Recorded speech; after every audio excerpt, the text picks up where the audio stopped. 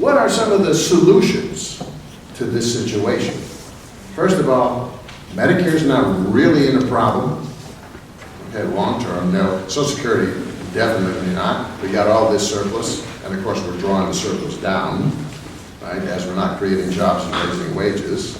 So there is a long run pressure there, but it's not a crisis, can be resolved very easily. Okay, first of all, the deficit and the debt. I have a program here, alternative program for economic recovery, and that's also in my book, Obama's Economy, the last chapter of my book. Right? We can solve this $4 trillion deficit thing with one stroke. One stroke. In fact, you get your choice of which one stroke. Right? If we repealed the Bush tax cuts, $4 trillion, it's gone. If we raise the effective tax rate on the income tax, the effective rate to where it was, nominal rate, but effective rate now, in 1980, we would raise $4 trillion, okay, over the next decade. And finally, as I've been proposing, you could raise $4 trillion, in fact more than $4 trillion, with a financial transactions tax.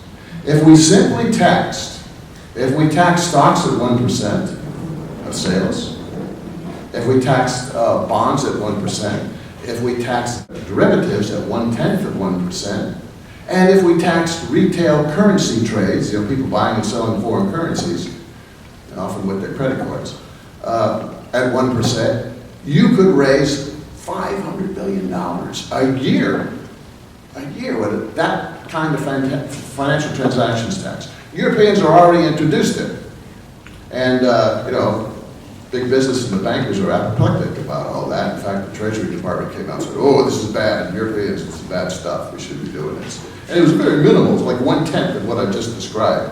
You know, raise $50 billion over there. Well, we could raise $500 billion.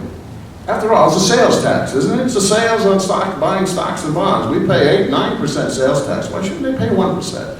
And you think that's going to stop them from buying and selling stocks 1% or 1/10 of 1%? No way. So you could choose either one of those three things and you'd solve this $4 trillion deficit problem with one sweep of the pen. We're not broke, folks. We're not broke.